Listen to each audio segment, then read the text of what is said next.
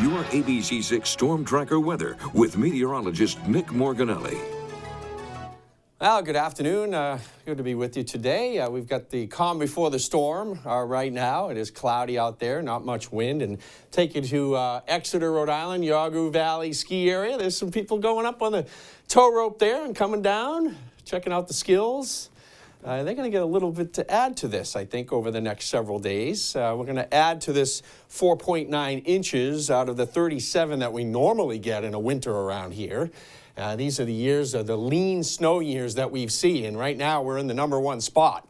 So we'll see how it goes. We are going to have several chances of some wintry precipitation over the next 7 days, as you'll see in the forecast. I did make a snowfall forecast for noontime. I didn't show it this morning, but just to show you that as you go to the Massachusetts border and points north, there's just a chance of a slushy coating, maybe an inch of snow, especially Attleboro up towards Worcester and maybe Taunton and Foxborough, North Smithfield, Woonsocket, possibly getting a coating, maybe a half an inch there before it changes over. So there will be some wintry precipitation tonight. It's mostly rain or wet snow.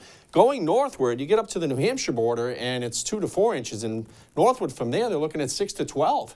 So it's a great for the skiers and the late winter or early spring skiing, snowboarding.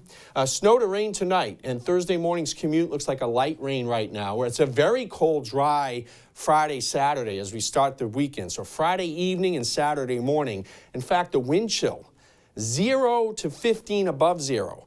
That's a pretty cold wind chill. It's not below 0, but certainly will be something to deal with, especially if you have late night Friday plans or early Saturday plans outdoors. We're tracking a potentially significant snowfall from Monday into Tuesday. And it looks like it may even last into Wednesday morning if it sticks around. So this could be a prolonged winter event coming up. And we're going to take one at a time, though. We've got fading sunshine right now. We look off to the west.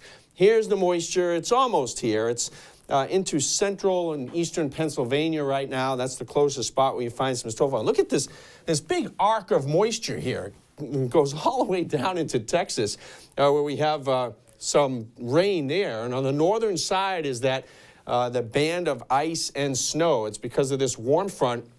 Warm air overriding the cold, high pressure to the north, draining in the cold air at the low and mid levels of the atmosphere. So we got the clash right in here, and we have a band of snow and ice that's going to form. I think most of this is going to be either a rain or a wet snow for us. I see very little in the way of ice from this particular system because the ground temperatures just won't be.